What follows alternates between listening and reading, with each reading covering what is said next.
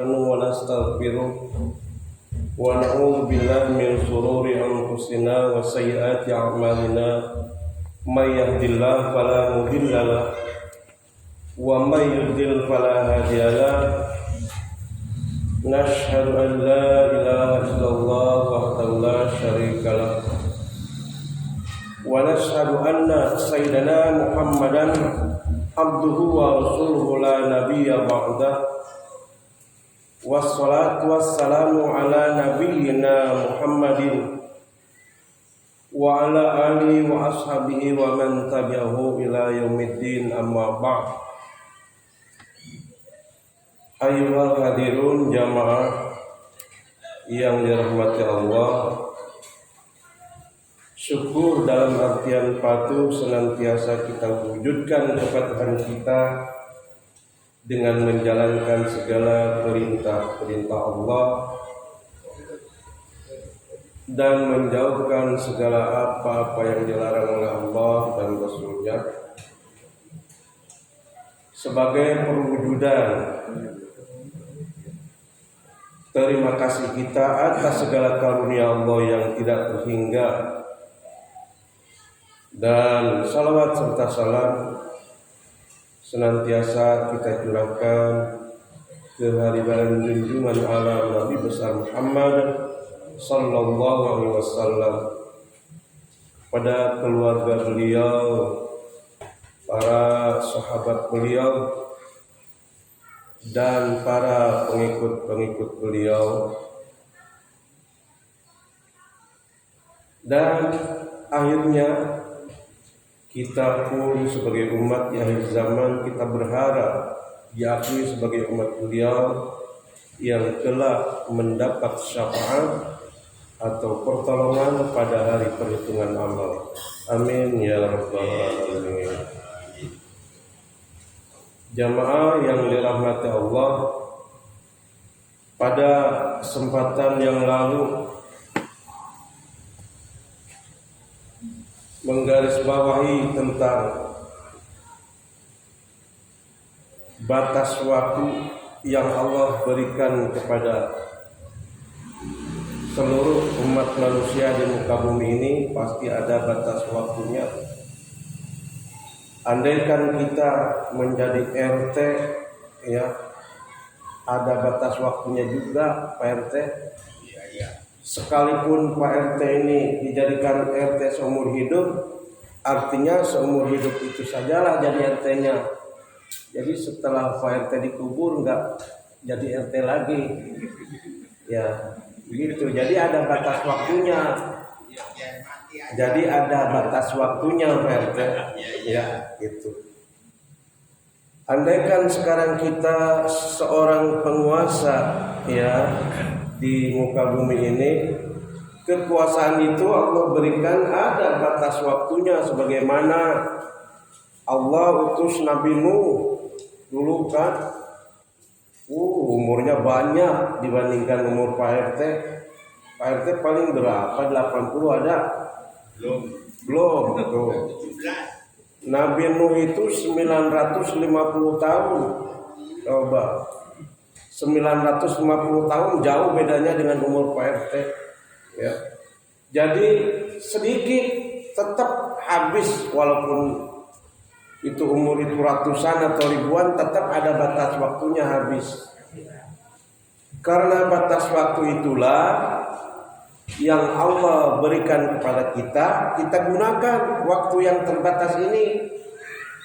Maksudnya apa Allah memberikan batas waktu di muka bumi ini?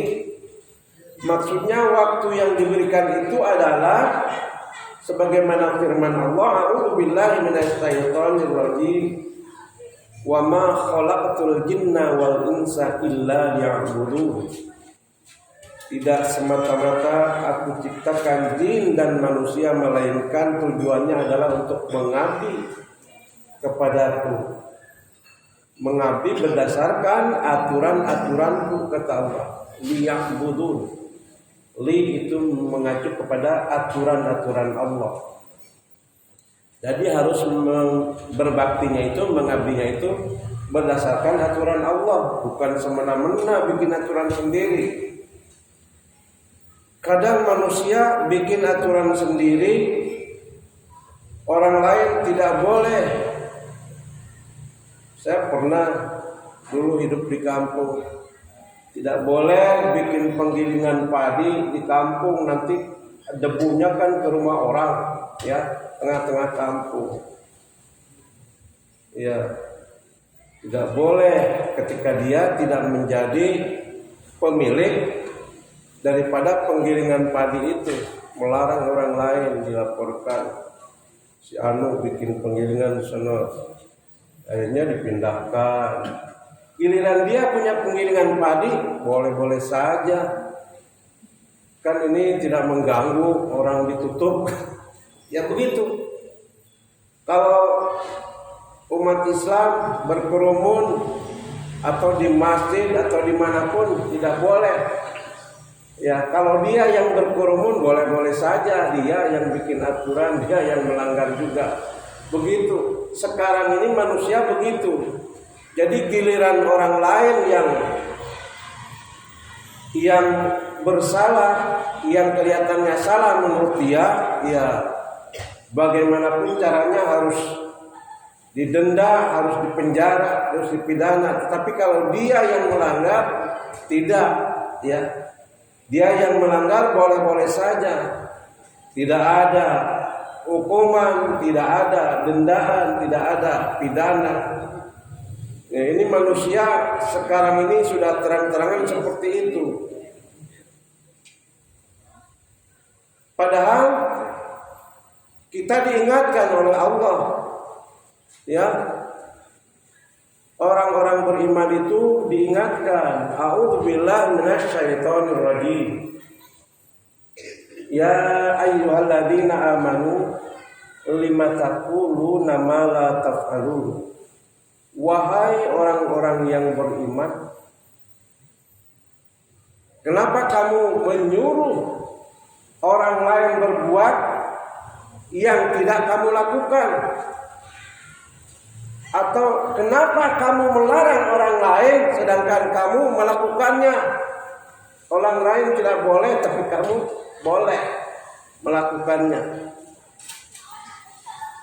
Orang lain disuruh tapi kamu tidak melakukan, cuma nyuruh doang. Jadi ada manusia yang seperti itu sekarang terang-terangan, apalagi dia merasa berkuasa. Waduh, kekuasaannya udah semena-mena, ya. Yang tidak salah pun disalah-salahkan. Bagaimana caranya untuk menganiaya orang lain? Bagaimana caranya untuk memuaskan kehendaknya? Semua yang menentangnya harus diberangus, harus dihabisi. Sebagaimana yang dilakukan oleh Namrud terhadap Nabiullah Ibrahim ketika itu. Dan sebagaimana juga yang dilakukan oleh Fir'aun terhadap umatnya Nabi Musa, ya, Nabi Musa dan para pengikutnya. Jadi bahwa kezaliman manusia itu sejak awalnya ada kepemimpinan di muka bumi ini, kezaliman manusia itu adalah sudah ada dan tidak akan pernah berakhir. Kezaliman demi kezaliman akan muncul. Si A penguasa di zaman itu zalim. Nah, nanti ganti lagi, dia sudah ditelan bumi, sudah tidak ada di muka bumi, ganti lagi, muncul lagi penguasa yang lain yang zalim lagi, yang menentang aturan-aturan Allah lagi. Akan terus timbul tenggelam berulang-ulang terus. Jadi ketika dulu masa kejayaan Nabi Sulaiman, ya, Nabi Sulaiman itu pernah jaya, peralatan terbuat dari besi dan kaca sudah mahir, sudah hebat di kala itu. Alat-alat di kerajaan Nabi Sulaiman itu udah modern dan udah canggih, ya. Alat-alat perang, alat-alat rumah tangga terbuat dari besi-besi dan kaca. Jangan dikira dulu belum modern, belum maju. Tetapi habis eranya Nabi Sulaiman, tenggelam, habis, ganti lagi dengan era baru, penguasa baru, ya manusianya yang baru-baru lagi, yang generasi penerusnya, begitu lagi zalim lagi, dan seterusnya sampai akhirnya di era sekarang ini, ya, di era sekarang ini kita mengalami kezaliman penguasa itu sebagaimana yang dialami dulu oleh Nabi Musa beserta umatnya, ya, pembangkangan, ya, perlawanan terhadap ajaran-ajaran Allah, penghinaan terhadap ajaran Allah itu yang dilakukan oleh Bani Israel ketika Nabi Musa-nya masih ada, apalagi setelah tidak ada, ya. Masih ada pun nabinya, bahkan banyak sekali nabi-nabi di umat Bani Israel itu yang dibunuh oleh Bani Israel. Banyak sekali nabi-nabi yang tidak diketahui, yang bukan 25 rasul, banyak nabi-nabi yang dibunuh oleh Bani Israel. Jadi pembunuhan, pembantaian terhadap orang-orang beriman, terhadap utusan-utusan Allah dari dulu banyak. Nah, kalau sekarang ulama-ulama yang berusaha dibunuh dengan jalan apa saja, melalui racun, melalui suntikan, atau dipenjarakan, ya, kalau tidak juga habis dengan ditembak, ya, dengan obat-obat, dengan pengobatan yang meracuni yang tidak saat itu, mungkin dalam beberapa hari atau beberapa bulan nanti, ya, matinya. Itu begitu, kezaliman itu tidak akan pernah sirna dari muka bumi ini. Terus bagaimana? Apa kita tinggal diam? Tidak.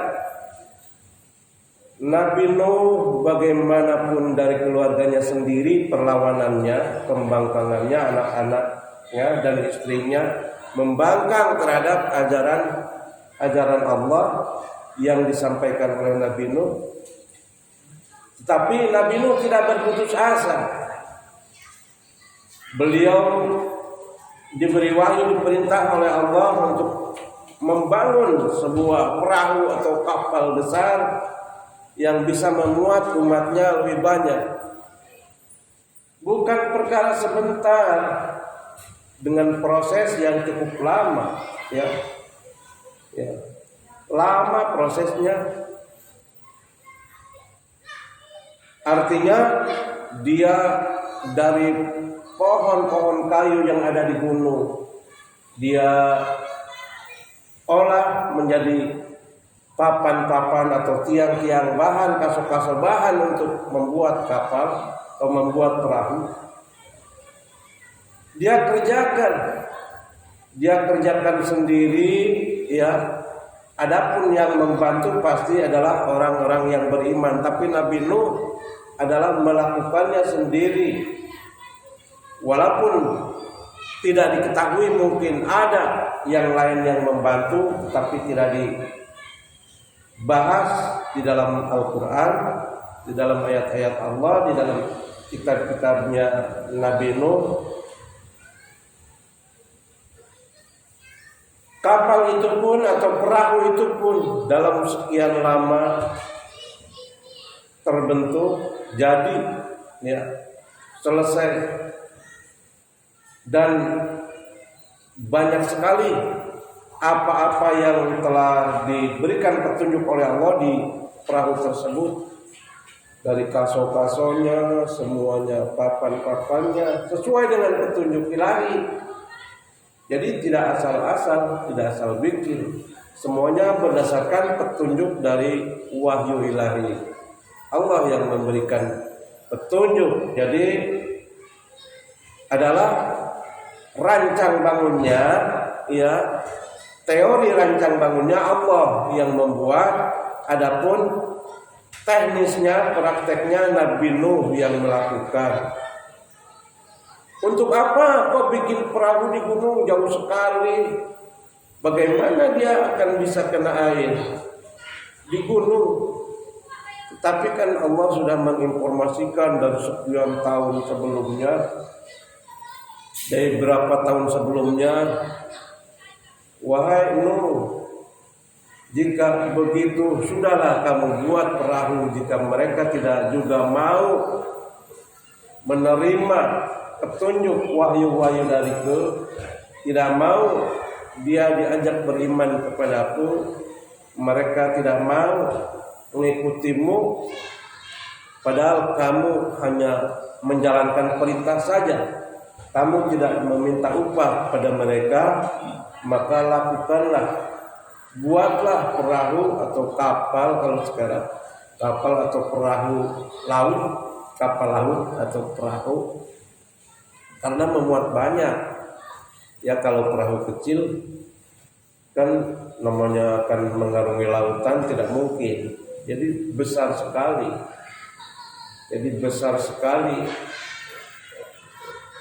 Akhirnya dilakukan oleh Nabi Nuh, tapi orang-orang itu termasuk anak-anaknya Nabi Nuh dan kawan-kawannya, ya, anak-anak muda itu membuli, menghina. Ngapain bikin perahu di gunung? Untuk apa?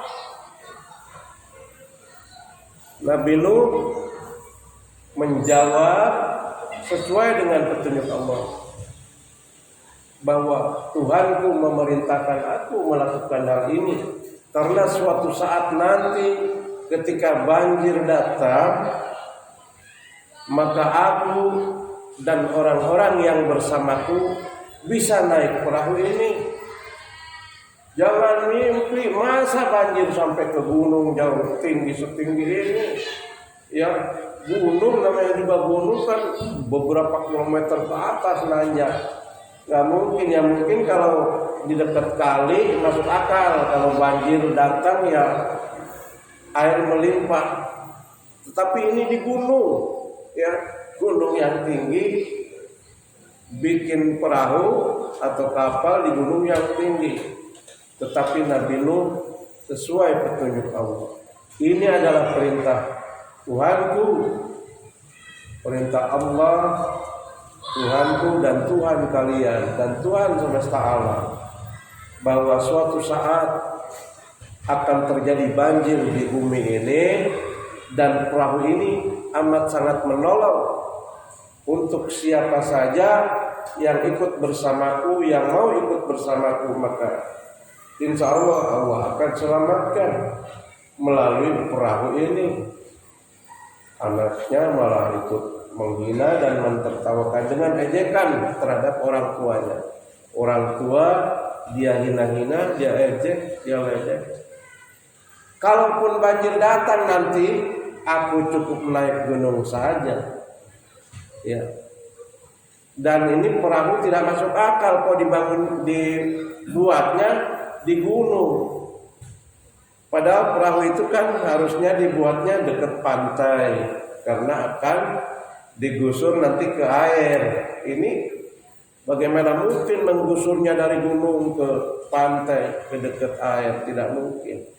Tetapi semua yang Allah wahyukan, Nabi Nuh beriman, meyakini akan kebenarannya, karena janji Allah tidak pernah bohong terhadap hamba-hambanya, bahwa janji Allah itu pasti tepat. Akhirnya suatu saat Allah berfirman kepada Nuh, wahai Nuh, jika memang sudah siap dengan perahumu, maka aku akan perintahkan tanur. Tanur itu artinya air yang memancar dari bumi dan hujan yang tercurah dari langit turun secara berbarengan. Jadi dari langit hujan turun begitu dahsyatnya, dan dari bumi pun ada air yang memancar begitu besar. Jadi permukaan air laut adalah naik terus setiap harinya, setiap saat, dari detik ke detik itu naik. Lalu sebentar lagi ya rumahnya udah ditinggalkan karena sudah terendah. Tetapi anaknya Nabi Nuh yang bernama Kan'an dan istrinya Nabi Nuh, ibunya Kan'an, ibu Kan'an ini pun tidak mau ikut dengan perahu itu. Jadi jauh dari perahu. Nabi Nuh pergi ke gunung, ke puncak. Ya. Jadi anaknya dengan istrinya masih tinggal di Pondok Betung aja, nggak mau, kan? Nggak mau diajak, ngapain jauh-jauh? Nggak mungkin Pondok Betung kena banjir, kan tinggi. Yang mungkin Deplu iya, gitu kan? Masuk akal logikanya begitu. Kalau Deplu ya banjir, karena Deplu rendah. Kalau Pondok Betung kan tinggi. Jangankan cuma Pondok Betung begini, gunung yang memang tempat kapal itu dibuat, nanti pada saatnya dia akan tenggelam. Karena Allah sudah menginformasikan itu. Mereka tidak beriman, tetap tidak yakin dan masih terus mentertawakan dan menghina. Jadi bahkan disebut sudah gila katanya, sudah gila. Mana mungkin katanya, ayahku sudah gila, gitu kan. Anak kan kalau durhaka ya begitu, gila pikirannya udah nggak normal. Ayahku masa bikin perahu di gunung dan nggak mungkin air sampai ke gunung, ngapain katanya gitu.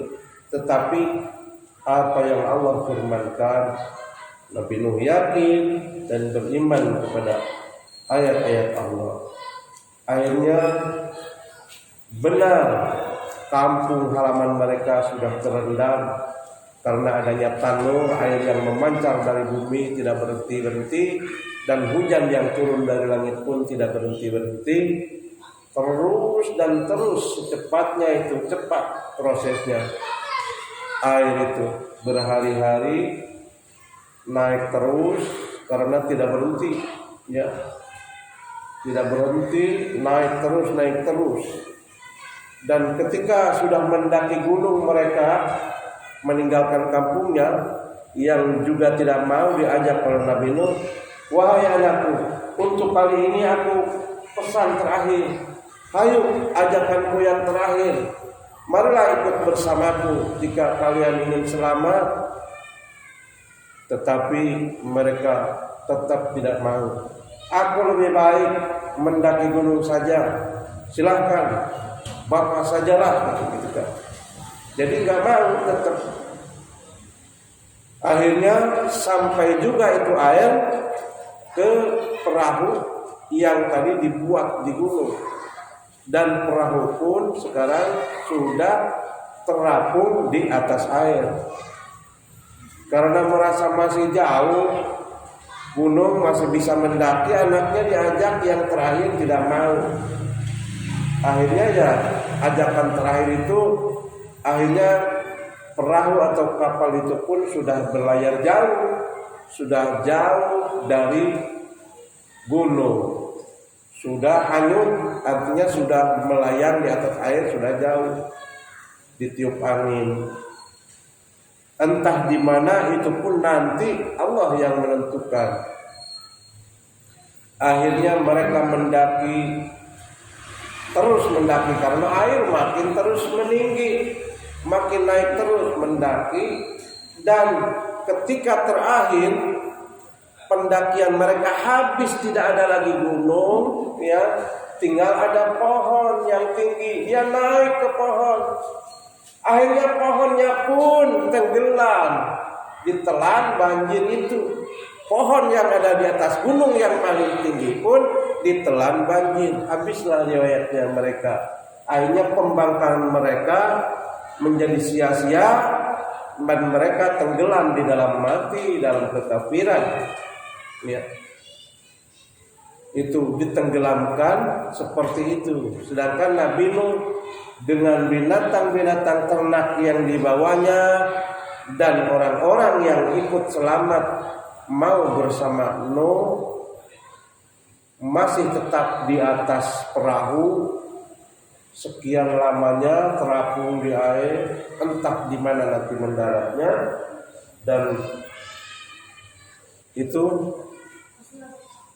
sudah menjadi sunatullah, bahwa banjir itu memang untuk menenggelamkan orang-orang kafir yang membangkang terhadap ajaran Allah dan menyelamatkan orang-orang yang mau mengikuti petunjuk Nabi Nuh atas wahyu dari Allah. Akhirnya selamatlah mereka beserta ternak-ternaknya, dan ketika mendarat bertepatan dengan 10 Muharram kemarin, ya 10 Muharram itu di mana mendaratnya perahunya Nabi Nuh selamat dari banjir, mendarat di suatu tempat yang telah ditetapkan oleh Allah. Dari situlah membangun umat Nabi Nuh, dan umur Nabi Nuh sampai akhirnya berakhir di angka 950 tahun diwafatkan. Jadi betapa lama kalau menurut kita sekian ratus tahun, 950 tahun, tetapi sebentar itu semua telah berakhir. Walaupun ribuan tahun umur itu akan ada akhirnya tetap, ya, ada batas waktu yang Allah tentukan. Begitupun kita ini, walaupun kita merasa masih lama nih, masih baru, umur saya 30 tahun misalnya, kata Pak RT, mah baru 75 tahun saya, masih lama saya, 100 tahun lagi. Padahal tidak mungkin. Semua itu adalah pasti mendekati kematian, karena kematian itu adalah terus mendekat, tidak bisa menjauh. Tetapi yang menjauh itu adalah waktu yang telah berlalu, makin menjauh dari kita. Sedangkan waktu kematian, ajal itu adalah makin mendekat. Nah, maka dengan demikian kita harus menggunakan waktu yang Allah berikan ini, yang dibatasi oleh Allah, batas waktunya mari kita gunakan untuk mempersiapkan. Karena waktu ini tadi liya'budun, untuk mengabdi kepada Allah. Tujuannya dikasih waktu sekian tahun di muka bumi itu adalah liya'budun, untuk mengabdi sesuai dengan aturan-aturan Allah. Jangan dengan aturan-aturan yang melanggar aturan Allah. Sholat yang sudah tadinya bagus, barisannya lurus dan rapat, sekarang dirubah oleh aturan manusia yang ingin melanggar aturan Allah, yang melawan aturan Allah, dijarang-jarang. Katanya protokol kesehatan. Logikanya kuman itu tidak, virus itu tidak bisa terbang karena kecil, tidak punya sayap, dan tidak bisa lari karena kakinya segimana sih larinya cepatnya. Jadi kalau kita selalu menjaga kebersihan, kita yakin virus itu tidak berbuat apa-apa terhadap kita, tidak akan mampu berbuat, karena sekian lama, paling lama sekian jam, dia pun kalau tidak terkena makanan atau basah di dalam tubuh manusia, itu mati dia virus itu. Jadi nggak masuk akal kita itu ditakut-takutin dengan hal seperti itu, ditakut-takutin dengan virus. Padahal sekian jam virus kalau tidak kena makanan yang ada di tubuh manusia itu udah mati. Jadi kita bersih, habis wudhu bersih, tidak ada tuh. Sekian lama kita di masjid, atau sekian lama kita memiliki air wudhu tadi bersih, virus itu tidak ada dalam tubuh kita, insya Allah. Ya. Dan walaupun loncat, berapa senti sih loncatnya itu kan tidak, dia kecil sekali. Walaupun lari, bagaimana mungkin dia lari dari Ustaz Yusuf lari pindah ke saya? Nggak mungkin, dia nggak bisa. Logika aja. terbang atau dari Ustaz Yusuf nih jarak 10 cm aja, apa dia bisa terbang 10 cm dengan sayapnya dia yang tidak kelihatan? Nggak mungkin, nggak logika gitu kan. Ditakut-takutin yang nggak logika menurut dalil nakli ya. Dalam ajaran Islam itu ada dalil nakli, ada dalil akli ya. Dalil akli tidak masuk akal ya, tidak masuk akal. Dan virus yang ada dalam binatang ataupun manusia, jika binatangnya mati, virus pun ikut mati ya. Virus pun ikut mati. Begitupun virus yang ada di dalam tubuh manusia, manusianya mati, virus pun ikut mati. Itu menurut teori kedokteran dan sudah diteliti. Jadi kenapa yang udah mati itu masih juga ditakutin ya, tidak boleh disentuh, padahal begitu mati pun virus ikut mati secara ilmu kedokterannya. Tapi manusia ini dibodoh-bodohin sekarang, luar biasa pembodohan, penakut-nakuti umat manusia, terutama umat Islam. Dijarang-jarang, dikasih jarak sholat yang seharusnya rapat dan lurus, dibikin jarak ya. Itu sengaja dibuat aturan yang melanggar aturan-aturan Allah dan Rasulnya.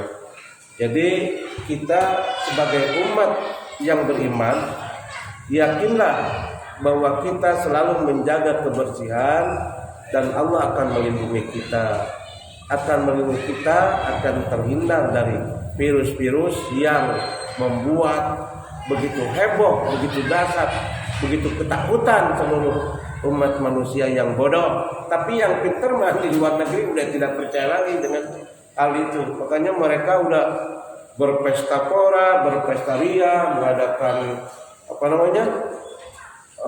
piala dunia. Kita aja yang masih dibodoh-bodohin terus ya. Kemudian kita ini dibodohin lagi dengan vaksin ya. Ya, saya sebodoh-bodoh saya juga suka ngobrol sama dokter yang beriman.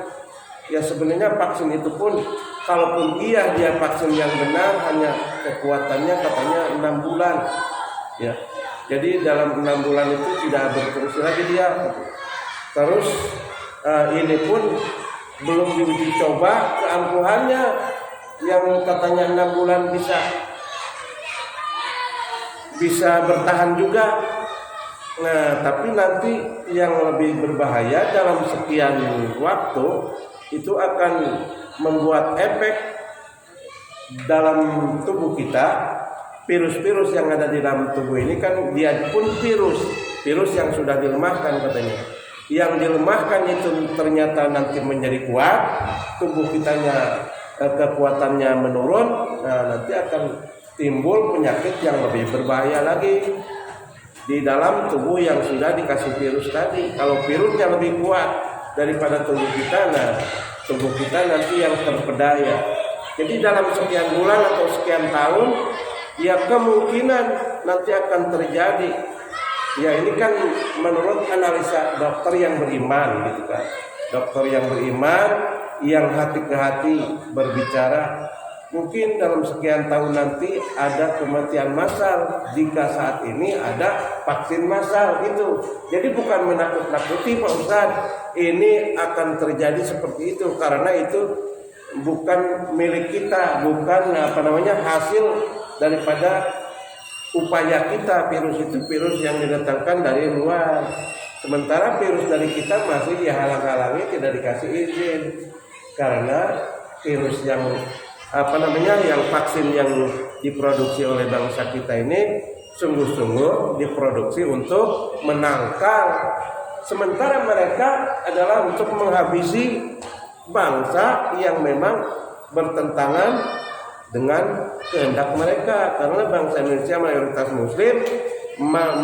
muslim itu akan dihabisi dari muka bumi ini. Muslim ya, bukan muslim parinduri ini. Umat muslim yang ada di muka bumi ini akan dihabisi dengan massal karena kekuatan Islam ini makin kuat.